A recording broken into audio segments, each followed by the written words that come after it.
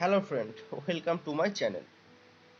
যাক, আজ তোমাদের চ্যাপ্টারটা আমি করাবো। সেই চ্যাপ্টারটা হচ্ছে ক্লাস 10-এর যে রাসায়নিক গণনা চ্যাপ্টারটা আছে, সেই চ্যাপ্টারটা। এই চ্যাপ্টারটা অ্যাকচুয়ালি হচ্ছে ম্যাথামেটিক্যাল বেস চ্যাপ্টার একটা। এই চ্যাপ্টার থেকে করতে গেলে আমাদের ফার্স্টে কতগুলো সূত্র সম্পর্কে আইডিয়া রাখতে হয় এবং একটুখানি ম্যাথামেটিক্যাল ক্যালকুলেশন সম্পর্কে আইডিয়া রাখতে হয়। বাট তোমাদের এখন যেটুকুনি সময় আছে, সেটুকুনি সময়ের মধ্যে যদি পুরোটা কভার করা সম্ভব নয়, সেই কারণে আমি কিছু এমসিকিউ তুলে সেই এমসিকিউগুলো ধরে ধরে প্র্যাকটিস করে দেওয়ার চেষ্টা করছি। এবং এমসিকিউগুলো প্র্যাকটিস করানোর সময় তোমাদের কীভাবে সলভ করতে হবে, কিছু কী কী সূত্র লাগবে, সেগুলো বলে দেওয়ার চেষ্টা করছি। তাতেও আমার মনে হয় অনেকটা জিনিসটা এফেক্টিভ হবে পড়াটা। ঠিক আছে, চলো তাহলে শুরু করে দেওয়া যাক। ফার্স্ট কোশ্চেন কি আছে? ফার্স্ট কোশ্চেন আছে, ভরের সূত্রটি ভরের সংরক্ষণ সূত্রটি কে প্রস্তাবনা করেন? তাহলে ভরের সংরক্ষণ সূত্রটি প্রস্তাবনা করেন ল্যাভোইসিয়ে। তাহলে এটা অপশন অ্যান্সার হয়ে যাবে ল্যাভোইসিয়ে। এগুলো হচ্ছে তোমার থিওরিটিক্যাল বেস কোশ্চেন, কোশ্চেনগুলো তো মনে রাখতেই হবে। তারপর, একটি বদ্ধ পাত্রে চুনাপাথর রেখে উত্তপ্ত করলে পাত্রের ভর কী হবে? চুনাপাথর রেখে উত্তপ্ত করলে পাত্রের ভর সবসময় স্থির থাকবে, কারণ হচ্ছে পাত্রটা বলে দিয়েছে বদ্ধ পাত্র। যদি পাত্রটা বদ্ধ পাত্র না বলতো তাহলে কি হতো? তাহলে সেই ক্ষেত্রে কিন্তু পাত্রের ভর কমে যেত। কারণ হচ্ছে, যখন তুমি বদ্ধ পাত্রে করছো, চুনাপাথর মানে কি? চুনাপাথর মানে হচ্ছে ক্যালসিয়াম কার্বনেট। চুনাপাথরের সংকেতটা একটু মনে রাখবে, ক্যালসিয়াম CaCO3, ক্যালসিয়াম কার্বনেট। এটাকে যখন আমরা হিট দিই, উত্তপ্ত করি, তখন কি উৎপন্ন হয়? তখন যেটা উৎপন্ন হয় সেটা হচ্ছে ক্যালসিয়াম অক্সাইড প্লাস CO2। এই যে CO2 গ্যাসটা উৎপন্ন হয়, CO2 গ্যাসটা বেরিয়ে চলে যায়। বেরিয়ে চলে গেলে তখন পাত্রের ওজন কমে যাবে। কিন্তু যেহেতু পাত্রটা বদ্ধ পাত্র, তাই এই ক্ষেত্রে কি হচ্ছে? তাই এই ক্ষেত্রে গ্যাসটা বেরোতে পারছে না, তাই এই ক্ষেত্রে পাত্রের ওজন একই থাকবে। তাহলে এইরকম টাইপের যে কোনো কোশ্চেন আসুক, এখানে ক্যালসিয়াম কার্বনেট না দিয়ে যদি চুনাপাথর না বলে যদি অন্য কোনো অপশনও থাকে, বদ্ধ পাত্র হলে সবসময় কি হবে? সবসময় তার ভরের কোনো পরিবর্তন হবে না। ঠিক আছে, তাহলে এটার অ্যান্সার কী হবে? অ্যান্সার হবে স্থির থাকবে। তারপরে ভর ও শক্তির তুল্যতা সূত্রের গাণিতিক রূপ। এটা তোমরা অনেকবারই পড়েছো। ভর ও শক্তির তুল্যতা সূত্রের গাণিতিক রূপ হচ্ছে E=mc²। এই সূত্রটা কে দিয়েছিল? E=mc² সূত্রটা দিয়েছিল বিজ্ঞানী আইনস্টাইন। এটাকে বলা হয় আইনস্টাইনের সূত্র। মানে ভরে যতটা কোনো ক্ষেত্রে, হ্যাঁ, E=mc²। ঠিক আছে, এটা আইনস্টাইনের সূত্র। E=mc² সূত্র অনুযায়ী এর গণনার একক কী হবে? এর গণনার একক মানে যে মানে কতটা পরিমাণ এনার্জি পাওয়া যাবে। মানে একটু আগে যেটা বলতে যাচ্ছিলাম সেটা বলছি, সেটা হচ্ছে, ধরো কোনো পরিমাণ ভরকে তুমি বিলুপ্ত করছো, তাহলে সেই পরিমাণ শক্তি উৎপন্ন হবে। তাহলে এখানে এর একক কী হবে? কোন কোন এককের অনুপাতে মানে এনার্জি তৈরি হবে? সেই এনার্জিটা তৈরি হবে অ্যাকচুয়ালি হচ্ছে মেগাভোল্ট, MEV। ঠিক আছে, MEV। তারপরের কোশ্চেনটা, 12 গ্রাম কার্বনের দহনে উৎপন্ন কার্বন ডাইঅক্সাইডের পরিমাণ কত হবে? তাহলে এই কোশ্চেনটা চলো আবার দেখে নিই কীভাবে করতে হবে। আমাকে কি বলেছে? কার্বন ডাইঅক্সাইডের দহন। তাহলে কার্বন ডাইঅক্সাইডের সংকেত কি? CO2। সরি না, CO2 বলছি, কার্বনের দহন বলেছে। কার্বনের সঙ্গে আমি কি করছি? অক্সিজেনের উপস্থিতিতে তাকে হিট করছি। দহন মানে একে হিট করছি। তাহলে কি উৎপন্ন হবে? উৎপন্ন হবে CO2। তাহলে আমি এখানে কত গ্রাম কার্বন বলেছে? তাহলে এখানে দেখি, এই টাইপের অঙ্কগুলো করার সময় আমরা একটু কতগুলো জিনিস মাথায় রাখবো। এখানে কতটা কার্বন লাগছে? কার্বনের কোএফিসিয়েন্ট মানে সামনে যে সংখ্যা, ফার্স্ট আমাকে ইকুয়েশন লেখার পর এরকম ইকুয়েশনের ক্ষেত্রে ব্যালেন্স করতে হবে। তাহলে এখানে দেখো ব্যালেন্স হয়েই আছে অলরেডি। তার মানে এখানে আমরা তীর চিহ্নের জায়গায় সমান চিহ্ন লিখতে পারি অলরেডি। তাহলে এই ক্ষেত্রে কার্বন কতটা আছে? 1। কিছু নিয়ে থাকা মানে 1, অক্সিজেন আছে 1। তার মানে 1 মোল কার্বনের সঙ্গে 1 মোল অক্সিজেনের বিক্রিয়ায় 1 মোল CO2 উৎপন্ন হচ্ছে। তাহলে 1 মোল কার্বনের ভর কত? কার্বনের আণবিক ভর 12। তাহলে 1 মোল কার্বন বলতে 12 গ্রাম কার্বনকে আমরা বুঝবো তার মানে। তাহলে 12 গ্রাম কার্বনের সঙ্গে অক্সিজেনের আণবিক ভর কত? অক্সিজেনের আণবিক ভর হচ্ছে 32। ঠিক আছে, 32 গ্রাম। তাহলে 1 মোল 1 মোল বা 12 গ্রাম কার্বন আর 1 মোল বা 32 গ্রাম কার্বন, 32 গ্রাম অক্সিজেনে সঙ্গে যুক্ত করে কি তৈরি করবে? Carbon dioxide. কার্বন ডাইঅক্সাইডের আণবিক ভর কত? যোগ করলে দেখবে 44 হয়। কার্বনের 32 প্লাস 12 যোগ করলে 44 হয়। তাহলে 12 গ্রাম কার্বন থেকে কতটা আমরা কার্বন ডাইঅক্সাইড পাচ্ছি? 44 গ্রাম কার্বন ডাইঅক্সাইড পাচ্ছি। বা যদি এটা মোল হিসাবে বলতো, তাহলে যদি বলতো 1 মোল কার্বনের সঙ্গে 1 মোল কার্বনের অক্সিজেনের দহনে কত মোল কার্বন ডাইঅক্সাইড উৎপন্ন হচ্ছে, তখন বলতো তো 1 মোল। বা কোশ্চেনটা এইভাবেও আসতে পারতো, 1 মোল কার্বনের দহনের ফলে কত গ্রাম কার্বন ডাইঅক্সাইড পাচ্ছি, তখন লিখতে হতো কিন্তু 44 গ্রাম। তাহলে মোলের সঙ্গে গ্রামের সম্পর্ক কি? কোনো পদার্থের আণবিক ভর তত গ্রাম পদার্থকেই বলা হয় 1 মোল। যেমন কার্বনের আণবিক ভর হচ্ছে আমার 12, তাহলে 12 গ্রাম কার্বনকে আমি বলবো 1 মোল। যেমন অক্সিজেনের আণবিক ভর 32, তাই 32 গ্রাম অক্সিজেনকে আমরা বলবো 1 মোল। আশা করি ক্লিয়ার হয়েছে।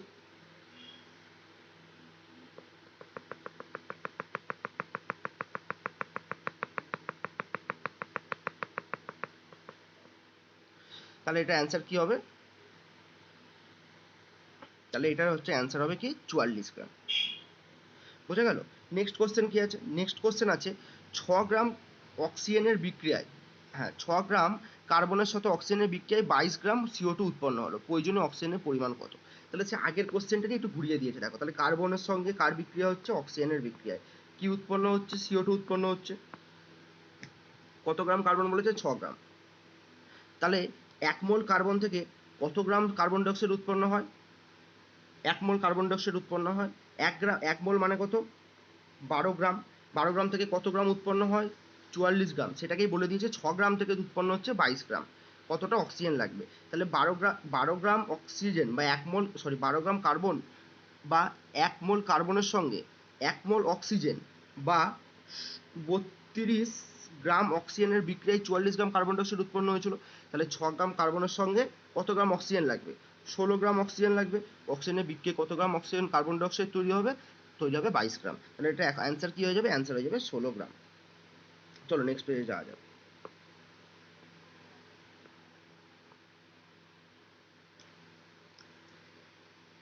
কি বলেছে? এসটিপিতে 1 লিটার গ্যাসের ভর কত? এসটিপিতে 1 লিটার হাইড্রোজেন গ্যাসের ভর কত? দেখো এখানে আমাদের আর একটা জিনিস মনে রাখতে হবে কি, তাহলে আমরা এখনো পর্যন্ত কি কি পড়লাম, ইকুয়েশন থেকে কিভাবে ক্যালকুলেশন করতে হয় পড়লাম। এবার আরেকটা জিনিস মনে রাখতে হবে, এসটিপি মানে কি? এসটিপি মানে স্ট্যান্ডার্ড প্রসেস, ঠিক আছে? Standard process. এসটিপিতে 1 মোল যে কোনো গ্যাসের ভর হচ্ছে 22.4 লিটার। তাহলে কি কি বললাম? এসটিপিতে 1 মোল যে কোনো গ্যাস, এনি গ্যাস, তার আয়তন কত হবে? 22.4 লিটার, ঠিক আছে? তাহলে আমি 1 মোল বলেছি।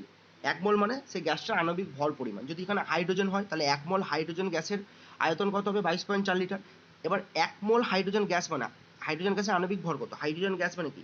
দুখানা H2, তার মানে দুইয়ের মধ্যে কি আছে? দুটো হাইড্রোজেন পরমাণু আছে, প্রতিটা পরমাণুর ভর কত? 1 করে। তাহলে হাইড্রোজেন গ্যাসের ভর হচ্ছে অ্যাকচুয়ালি 2। তার মানে আমরা বলতে পারি 1 মোল হাইড্রোজেন গ্যাস অথবা 2 গ্রাম হাইড্রোজেন গ্যাসের আয়তন কত? 22.4 লিটার, তাই তো? তাহলে তাহলে আমরা কি বলতে পারি?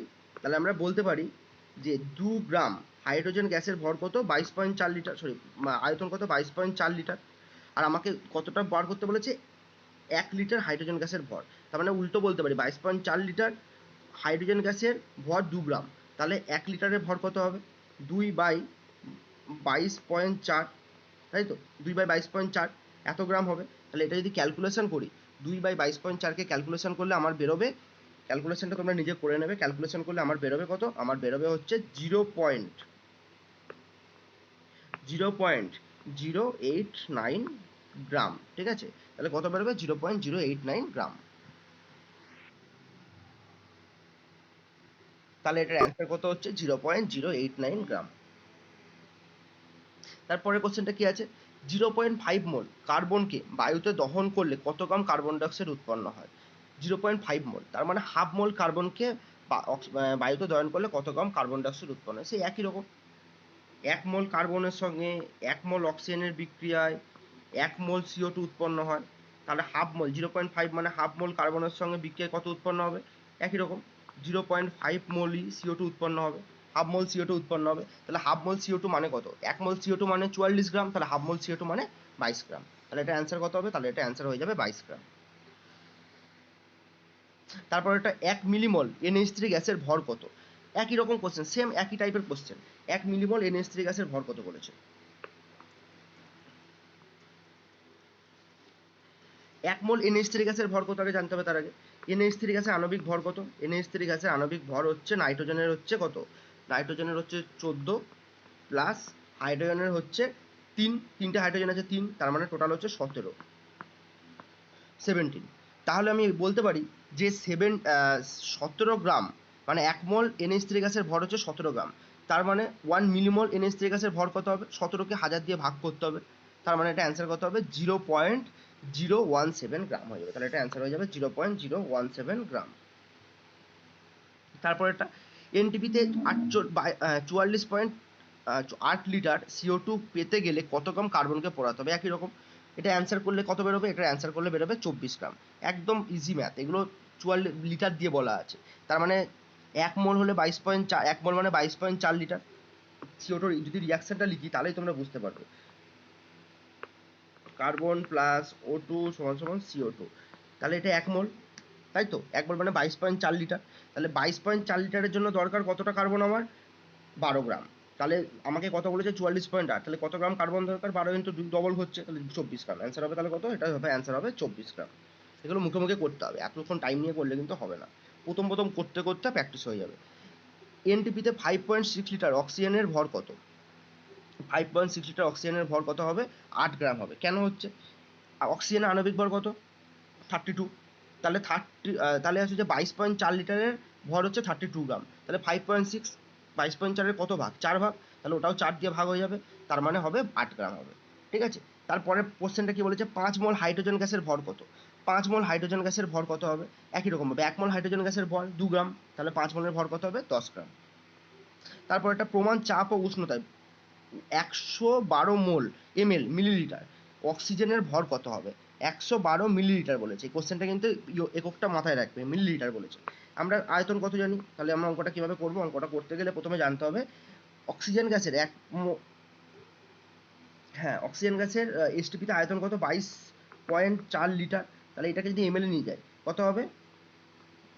2400 এমএল। ঠিক আছে, এত এমএল। তাহলে এত এমএল O2 গ্যাসের ভর কত হবে? 32 গ্রাম। এত এমএল O2 গ্যাসের ভর কত হবে? 32 গ্রাম। তাহলে আমাকে কত বলেছে? 112। তাহলে 112 দিয়ে কি করতে হবে? তাহলে এটার অ্যান্সার করলে কত হবে? 32 বাই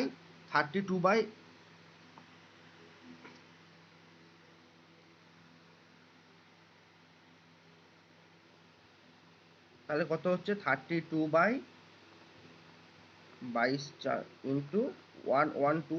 এটা দিয়ে হিসাব করি 200, 2 দিয়ে কাটলে 16, তার মানে 0.16। তাহলে এটা অ্যান্সার হয়ে যাবে 0.16। ঠিক আছে, তারপর আমি কিন্তু পরের অঙ্কগুলো এবার আস্তে আস্তে স্পিডে করার চেষ্টা করছি। 1.5 গ্রাম P4 অণুর ভর হয় কত হবে? 1.5 গ্রাম P4 অণু বলেছে। তার পাশে বলে দিয়েছে ফসফরাসের আণবিক ভর কত বলে দিয়েছে? 31। তার মানে এখানে কিভাবে ক্যালকুলেশন করতে হবে? এই ক্যালকুলেশনটা কিভাবে করব? গ্রাম অণু কথা বলেছে, এখানে একটা নতুন টার্ম আছে গ্রাম অণু, এই টার্মটা সম্পর্কে তোমাদের একটু বলতে হবে। চলো বলে দিই।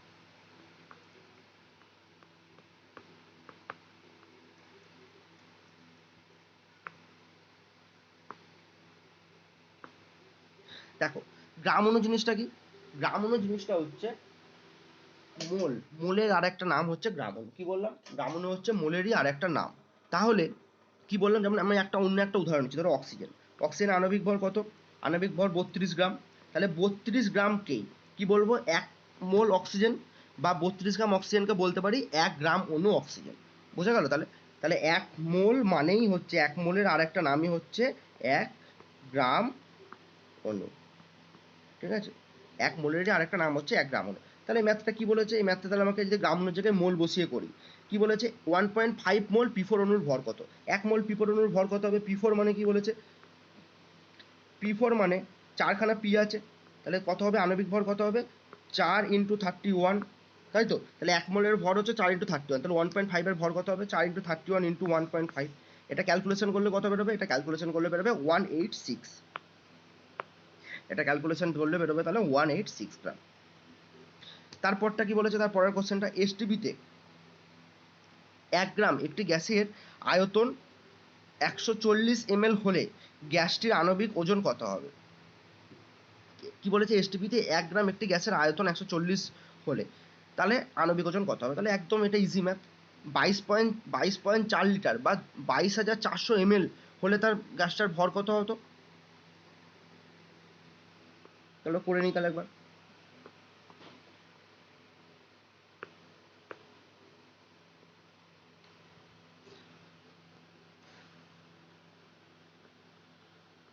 140 ml এর ভর কত? 1 গ্রাম। তার মানে এত ml এর ভর কত হবে? এটা হিসাব করলে ক্যালকুলেশন হয়ে যাবে। তার মানে কত হবে? 22,400/140। এটা যদি ক্যালকুলেশন করলে কত বেরোবে? ক্যালকুলেশন করলে বেরোবে, আমার অ্যান্সার বেরোবে হচ্ছে 160, 160 বেরোবে অ্যান্সার। তাহলে এটা অ্যান্সার হয়ে যাবে 160। এর পরের কোশ্চেনটা কি আছে? 1.7 গ্রাম অ্যামোনিয়া গ্যাসের এনটিপিতে আয়তন কত হবে? 1.7 গ্রাম অ্যামোনিয়া গ্যাসের এনটিপিতে আয়তন কত হবে? একইভাবে হিসাব করবে, একইভাবে হিসাব করলে বেরোবে 2.24 লিটার। 2.24 লিটার। কেন? এনটিপিতে অ্যামোনিয়া গ্যাসের NH3 অ্যামোনিয়া গ্যাসের আণবিক ভর হচ্ছে কত? 17। তাহলে 17 গ্রামের আয়তন হচ্ছে 22.4 লিটার। তাহলে 1.7 গ্রামের ভর কত হবে? 2.24 লিটার। তারপরের কোশ্চেন কি আছে? 1 মোল হাইড্রোজেন গ্যাস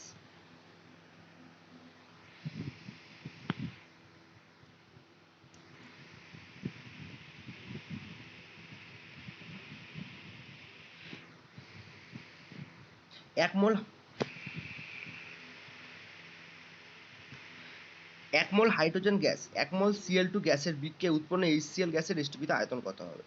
একদম পরিষ্কার, হাইড্রোজেনের সঙ্গে Cl2 বিক্রিয়া কত মোল আগে HCl উৎপন্ন সেটা জানতে হবে, বিক্রিয়াটা কিরূপ হয় সেটা জানতে হবে। হাইড্রোজেনের সঙ্গে Cl2 বিক্রিয়া কিরকম হয়? হাইড্রোজেনের সঙ্গে Cl2 বিক্রিয়া যেটা হয় H2 প্লাস Cl2 সমান সমান 2HCl। তার মানে 1 মোল হাইড্রোজেন আর 1 মোল ক্লোরিন বিক্রিয়া করে 2 মোল HCl গ্যাস উৎপন্ন করে। তাহলে আমাকে কি জানতে চেয়েছে? আমাকে জানতে চেয়েছে 1 মোল H2 বলেছে আর 1 মোল Cl2 বিক্রিয়ায় কত গ্রাম কত আয়তন HCl তৈরি হয়। তাহলে এখানে HCl কত মোল তৈরি হচ্ছে? 2 মোল। তাহলে তার আয়তন কত হবে? 2 × 22.4 লিটার মানে 44.8 লিটার। তাহলে এটা অ্যান্সার হয়ে যাবে 44.8 লিটার।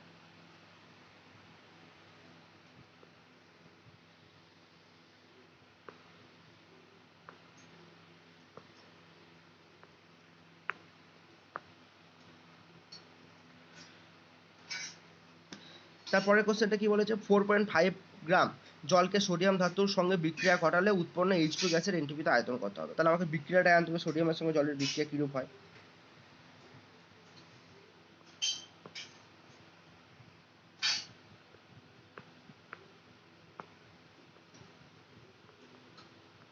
সোডিয়াম প্লাস জল বিক্রিয়া কি উৎপন্ন হয়? NaOH plus H2। ঠিক আছে, তাহলে এটা ব্যালেন্স করতে গেলে কি করতে হবে? ব্যালেন্স করতে গেলে আমাকে কি করতে হবে? 2খানা Na প্লাস 2খানা H2O করলে কি হবে? ব্যালেন্স হবে 2খানা NaOH আর H2 গ্যাস উৎপন্ন হয়, তাই তো? তাহলে আমাকে কি বলতে বলেছে? বলতে বলে H2 গ্যাসের এনটিপিতে আয়তন কত হবে? 4.5 গ্রাম জলকে সোডিয়াম ধাতুর উপস্থিতিতে বিক্রিয়া করাতে হচ্ছে। তাহলে জল হচ্ছে 2 মোল, জলের 2 মোল জল থেকে কত মোল হাইড্রোজেন গ্যাস উৎপন্ন হয়? 1 মোল, তাই তো? তাহলে আমাকে 4.5 গ্রাম জল বলেছে। 4.5 গ্রাম জল মানে কত মোল জল অ্যাকচুয়ালি? জলের আণবিক ভর কত? জলের আণবিক ভর হচ্ছে অক্সিজেনের হচ্ছে জলের আণবিক ভর 18 বেরোবে, হিসাব করে দেখবে। 16 অক্সিজেনের 16, 2খানা অক্সিজেনের 2 করে 18। তাহলে 18 গ্রাম জল মানে হচ্ছে 1 মোল জল, তাই তো? 18 গ্রাম জল মানে 1 মোল জল। তার মানে অ্যাকচুয়ালি 18 দুগুণে 36 গ্রাম জল থেকে আমার কতটা হাইড্রোজেন পাচ্ছি? 1 মোল পাচ্ছি। তাহলে 4.5 গ্রাম থেকে কত পাবো? যদি হিসাব করি, হিসাব করলে দেখা যাবে হচ্ছে 5.6 অ্যান্সার হবে। এটার অ্যান্সার হবে 5.6।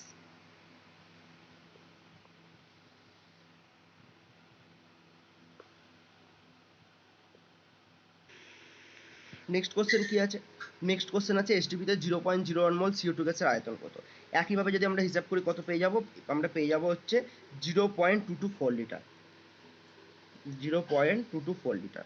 তারপরের কোশ্চেন কি আছে? এসটিপিতে 0.5 মোল O2 গ্যাসের আয়তন কত? এই অঙ্কগুলো আমি আর ব্যাখ্যা করছি না, কারণ অঙ্কগুলো অনেকবার একই টাইপের অঙ্ক করা হয়েছে। এটার অ্যান্সার কত হবে? এটার অ্যান্সার হবে 11.2 লিটার। তারপর 12 গ্রাম কার্বনের দহনে যে পরিমাণ CO2 উৎপন্ন এসটিপিতে আয়তন কত হবে? এটাও যদি আমরা হিসাব করি, এটা অ্যান্সার পেয়ে যাবো কত? এটার অ্যান্সার পেয়ে যাবো হচ্ছে 22.4 লিটার। তারপর 2.8 গ্রাম ইথিলিন গ্যাসের এনটিপিতে আয়তন কত হলো? ইথিলিন গ্যাস, ঠিক আছে? তাহলে এই কোশ্চেন ইথিলিন গ্যাসের সংকেত আমাকে জানতে হবে। ইথিলিন গ্যাসের সংকেত কিরকম? ইথিলিন গ্যাসের সংকেত হচ্ছে CH2 ডবল বন্ড CH2। তাহলে এর থেকে আমরা আণবিক ভর ক্যালকুলেট করতে পারবো। 12 দুগুণে 24, 25, 26, 27, 28। তাহলে আণবিক ভর কত হবে? 28। তাহলে এই ধরে হিসাব করবে। তাহলে এই ধরে হিসাব করবে, 2.8 এর সঙ্গে হিসাব করবে। হিসাব করলে অ্যান্সার কত বেরিয়ে যাবে? এটা যদি আমরা এইভাবে হিসাব করি, এটা হিসাব করলে আমার অ্যান্সার বেরিয়ে যাবে 2.24 লিটার। এটা অ্যান্সার হবে 2.24 লিটার। তারপর এসটিপিতে 50 গ্রাম ক্যালসিয়াম কার্বনেট, হ্যাঁ, ক্যালসিয়াম কার্বনেট উত্তপ্ত করে CO2 পরিমাণ কত? একটু আগে রিয়াকশন আমি বলে দিয়েছি। এটার অ্যান্সার কত হবে? ক্যালসিয়াম কার্বনেট উত্তপ্ত করে CO2 পরিমাণের অ্যান্সার হবে হচ্ছে 11.2 লিটার। তারপর কোশ্চেন কি বলেছে? এসটিপিতে 112 সিসি কোনো গ্যাসের ভর 0.14 হলে গ্যাসটি কি হতে পারে? গ্যাসটি কি হতে পারে, তাহলে গ্যাসটি এখানে কি হতে পারে, এটা যদি আমরা আণবিক ভর হিসাব ক্যালকুলেশন করি তাহলে আণবিক ভর বেরোবে হচ্ছে আমার 28। তাহলে গ্যাসটি দুটোই হতে পারে, কার্বন মনোক্সাইডের আণবিক ভর 28, 16+12 করলে কত হয়, 16+12 করলে 28, অথবা নাইট্রোজেনের 28, তাহলে দুটোর মধ্যে যেটা খুশি হতে পারে। তাহলে 4 মোল H2 এর সঙ্গে 2 মোল অক্সিজেনের বিক্রিয়ায় উৎপন্ন স্টিমের মোল সংখ্যা কত, এই একই রকম ক্যালকুলেশন, এটা অ্যান্সার বেরোবে 4। হাইড্রোজেনের সঙ্গে অক্সিজেনের বিক্রিয়া আছে। তারপর এনটিপিতে 67.2 লিটার অক্সিজেন গ্যাসের মোল সংখ্যা কত হবে, এনটিপিতে 67.2 লিটার অক্সিজেন গ্যাসের মোল সংখ্যা হবে হচ্ছে 3, কারণ এক মোল গ্যাসের আয়তন কত, 22.4 লিটার, তার 3 গুণ 67.2 লিটার। তারপর পৃথিবীর লোক সংখ্যা যদি 7 × 10⁹ হয়, তবে পৃথিবীতে যত মোল লোক আছে তা হলো, এক মোল মনে কত, এক মোল, এটা এখানে একটা ইনফরমেশন জানতে হবে, এক মোল যে কোনো গ্যাসে বা যে কোনো পদার্থেতে অণু সংখ্যা কত, অ্যাভোগাড্রো নাম্বার, মানে 6.023 × 10⁻27। তাহলে আমাকে ক্যালকুলেশনটা কি করে করতে হবে, তাহলে এত হয় তাহলে পৃথিবীর মোল সংখ্যা কত হবে, এক মোল মানে অ্যাভোগাড্রো সংখ্যা, তাহলে এত হলে সেটা কত মোল হচ্ছে, সেটা যদি আমরা ক্যালকুলেশন করি ক্যালকুলেশনটা হয়ে যাবে 1.16 × 10⁻14। এই ম্যাথটা তোমরা অ্যাভয়েড করতে পারো, কারণ এত বড় ক্যালকুলেশনের ম্যাথ তোমাদের আসবে না, কারণ এই ক্যালকুলেশনটা মুখে মুখে করা যাবে না, ডিফিকাল্ট অনেকটা করা। তারপর 0.2 মোল হাইড্রোজেনের সঙ্গে যত মোল অক্সিজেন বিক্রিয়া করে 0.2 মোল H2 উৎপন্ন করবে তা হলো, এটা যদি আমরা ক্যালকুলেশন করি, ক্যালকুলেশন করলে বেরোবে 0.1 মোল। তারপর 2 মোল N2 এর সঙ্গে 6 মোল H2 বিক্রিয়ায় উৎপন্ন NH3 গ্যাসের মোল সংখ্যা কত হবে, এটা অ্যান্সার বেরোবে হচ্ছে 4 মোল। নাইট্রোজেনের সঙ্গে হাইড্রোজেনের বিক্রিয়া, এই বিক্রিয়াটা তোমাদের হয়তো জানো না, বলে দিচ্ছি। তাহলে আমাকে এই অঙ্কগুলো করতে গেলে বিক্রিয়াটা কিন্তু অবশ্যই জানতে হবে। তো নাইট্রোজেন প্লাস হাইড্রোজেনের বিক্রিয়ায় কি উৎপন্ন হয়, NH3। তাহলে আমাকে ইকুয়েশনটা ব্যালেন্স করতে গেলে কি করতে হবে, 3H2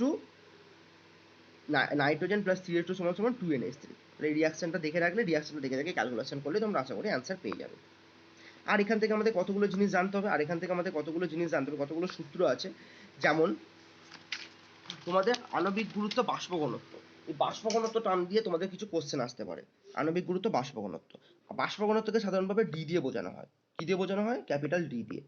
আর আণবিক গুরুত্বকে কি দিয়ে বোঝানো হয়, এম দিয়ে। এখান থেকে দুটোর মধ্যে সম্পর্ক আছে, এম সমান সমান 2D। এখান থেকে কিরকম ভাবে বলতে পারে, এখান থেকে আণবিক গুরুত্ব বলে দিয়ে বাষ্প ঘনত্ব বলতে পারে। যেমন অক্সিজেন গ্যাসের আণবিক গুরুত্ব কত, 32, তাহলে তার বাষ্প ঘনত্ব কত হবে, 32 × 2, 64, ঠিক আছে। সরি, তাহলে আণবিক গুরুত্ব 32 হলে বাষ্প ঘনত্ব কত হবে, 32/2 হবে, তার মানে 16 হবে। তাহলে বাষ্প ঘনত্ব সবসময় আণবিক গুরুত্বের অর্ধেক হয়। এই কোশ্চেনটা মনে রাখবে, কারণ এই কোশ্চেন দিয়ে বিভিন্ন রকম কোশ্চেন আসতে পারে। যেমন এইভাবে কোশ্চেন আসতে পারে, একটি গ্যাসের বাষ্প ঘনত্ব 16 হলে গ্যাসটি কি, যদি বাষ্প ঘনত্ব 16 বলে দিয়েছে, বাষ্প ঘনত্ব 16, তাহলে আণবিক গুরুত্ব কত, 32 হলে গ্যাসটি কি হতে পারে, 32 আণবিক গুরুত্ব কার, অক্সিজেন গ্যাসে, তাহলে গ্যাসটি অক্সিজেন। এইভাবে অপশন দিয়ে কিন্তু কোশ্চেন আসতে পারে।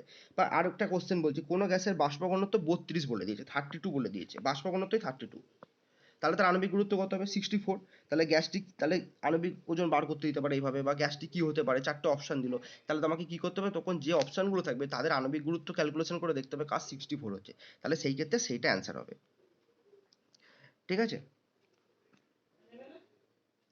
তোমরা একটুখানি মাথা ঠান্ডা করে তোমরা লেখার চেষ্টা করবে, এখান থেকে ম্যাথগুলো করার চেষ্টা করবে, খুব কঠিন ম্যাথ আশা করি আসবে না। যাই হোক, ভালো থেকো, ভালো করে পড়াশোনা করো, আর যদি ভালো থাকে ভিডিওটাকে অবশ্যই লাইক করো, শেয়ার করো।